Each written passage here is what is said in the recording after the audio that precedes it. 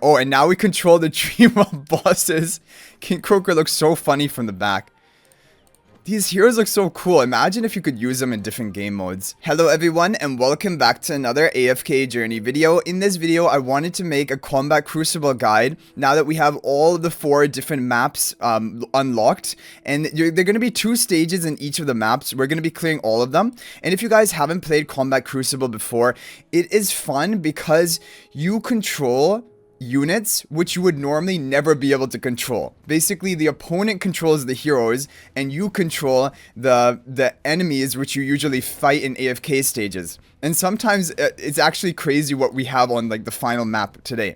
So what you want to do, I mean, in the earlier stages, I think it's pretty, there's not really any strategy to it. There are just 3 heroes you can select from, and you can at most place 3 heroes. So positioning won't really matter too much.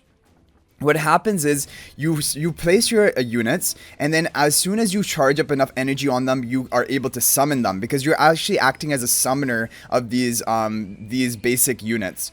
And there's going to be a cap of how many units you can actually have on the board at any one given time. Like, I think that cap is around 10.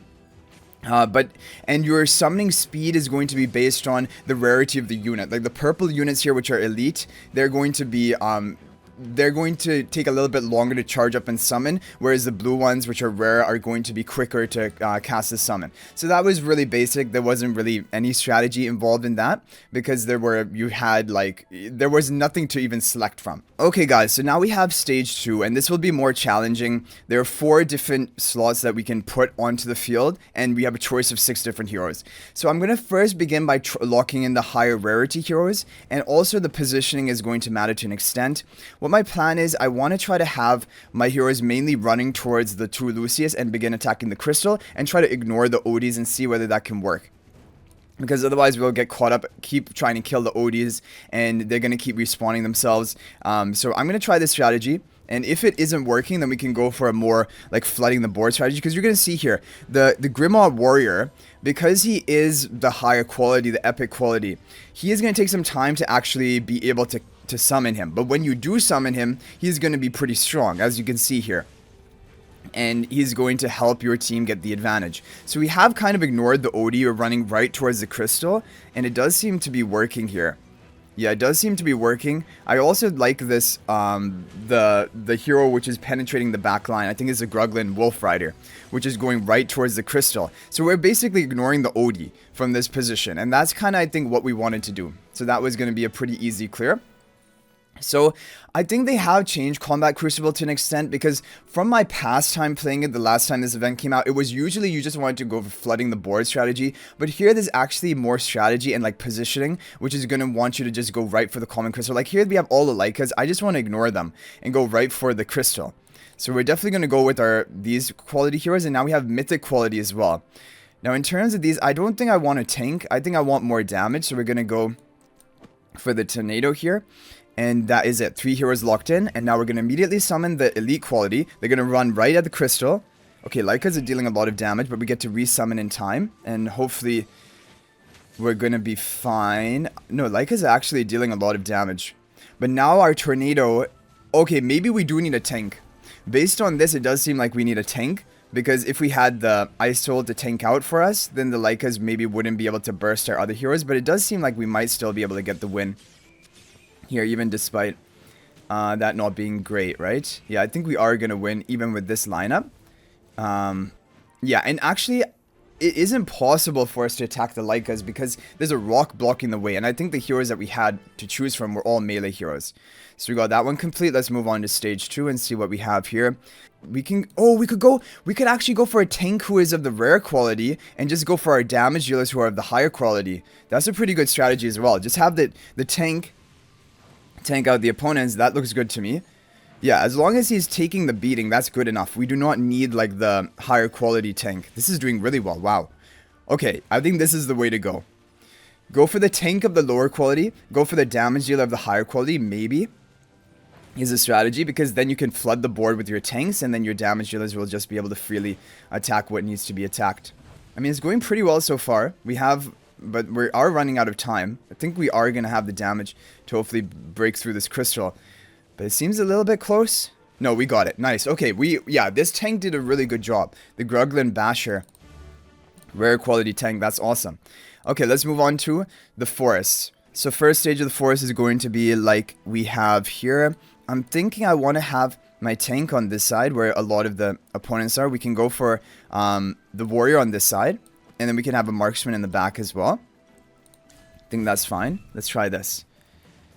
Okay, we have all of the summons. But I think the thing is, you can see here that the positioning doesn't really seem to matter. Because both of my marksmen got summoned on the right side, even though they are actually positioned on the left. So I don't know whether the positioning matters that much. Okay, maybe we need more damage. But I think maybe Fearless Creature is going to be enough. Attacking the crystal. Looks like it should be enough. Yeah. Okay, I think this is fine. We could have maybe gone for double marksman and just one fearless creature. It seems like we didn't need the other tank. But this should be fine to clear it as well. Okay, 20 seconds left. Nice. That is going to be Forest Stage 1. Let's move on to Forest Stage 2. And the rewards from this are pretty good in total. 15 temporal essences. And here you get some Omni Acorns. You get some Tidal essences as well. Pretty solid. Would be nice if there were stellar crystals, as always, but we can't ask for everything. Okay, now in this setup, I think again we're gonna want to go for. We probably want to. I don't know. Maybe the warrior is enough because opponents don't seem to have high enough damage. We could maybe just flood the board with something like this. But I want to go for one. I want to go for the wolf.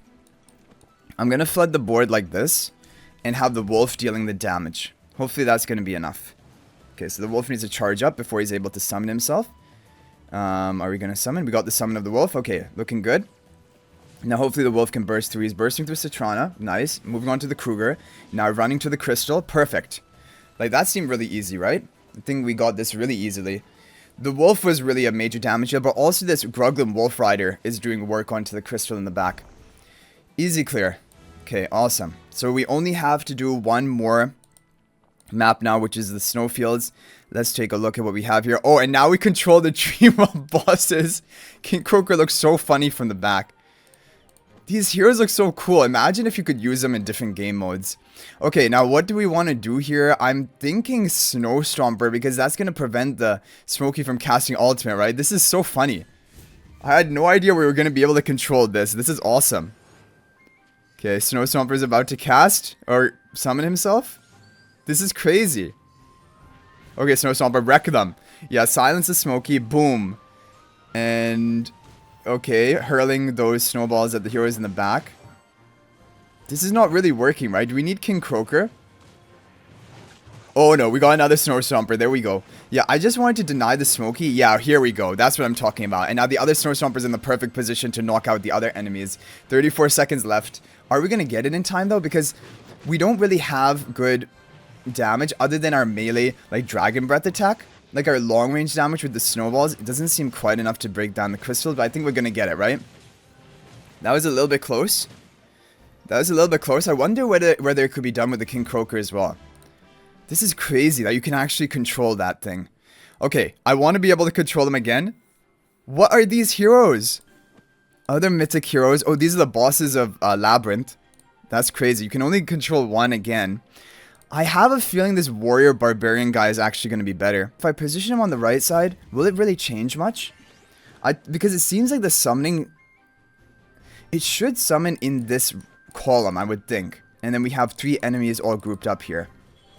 No, it summons right in the middle. Okay, got a nice kill over there. That's good. Perfect. That's what I'm talking about. That's what we needed to happen. That is beautiful. Like our positioning is really nice. I think what happened was because I put my summoner over here, the Korin walked up to me over here, and then it grouped up them in a really nice position for me to then penetrate the back line. Yeah, that's going to be an easy clear. Okay, so you're just going to have to put this guy, Barbarian, on the right. I'm calling him Barbarian. I don't actually know what his name is. Merc Captain.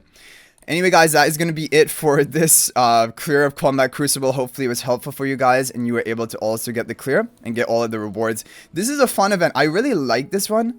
I like this more than Relentless Rumble. I like it more than like the Heroic Gauntlet because I find these really, I like strategizing when everyone has the same options, right? Like we all have exactly the same units to deploy in these different stages. It's like a purely strategy oriented challenge, not related to your upgrades and anything like that. But anyway, guys, let me know what you thought about Combat Crucible. Hopefully you were also able to clear it just as easily. If there are any other strategies you have, feel free to share them in the comment section. Also, guys, please subscribe to our YouTube channel. We're on the road to 20,000 subscribers. Let's hit it before the end of the season. Thank you guys so much for the support. Also, click that bell icon after being subscribed, then you're notified when we upload a video. You guys can also join my AFK Journey Discord server. There's a link to that in the description of this video. I look forward to chatting with you guys there. But I'll hopefully see you guys in the next video. And until then, everyone, peace out for now, and thank you for watching.